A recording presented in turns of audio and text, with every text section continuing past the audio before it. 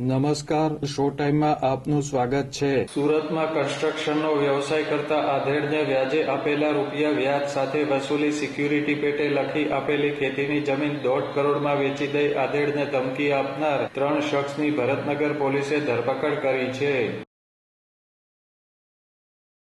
સુરતમાં રહેતા અને કન્સ્ટ્રક્શનનો વ્યવસાય કરતા રજનીભાઈ લાલજીભાઈ જાસોલિયાએ તેમના મિત્ર મનોજભાઈની ભલામણથી રઘુભાઈ રબારીના સંબંધી ભૂપતભાઈ કરમટીયા, ગોકુળભાઈ કરમટીયા અને વાઘજીભાઈ કરમટીયા પાસેથી 45,70,000 રૂપિયા વ્યાજે લીધા હતા. આ રકમની સિક્યુરિટી પેટે તેમણે તેમના પિતાની અધેવાડા ગામમાં આવેલી 5 વીઘા જમીન ભૂપતભાઈના પુત્ર અને પુત્રવધૂના નામે દસ્તાવેજ કરી આપ્યો હતો.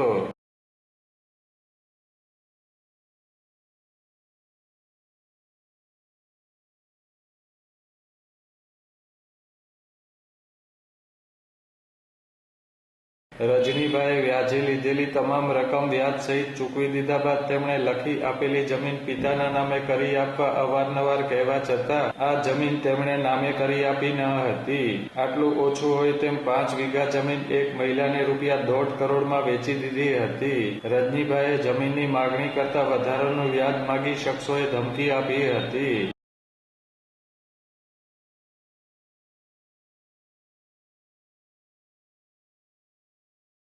આ બનાવ અંગે રજનીભાઈએ પોલીસ ફરિયાદ નોંધાવતા ભરતનગર પોલીસે ત્રણેયની ધરપકડ કરી કાયદેસર કાર્યવાહી હાથ ધરી છે.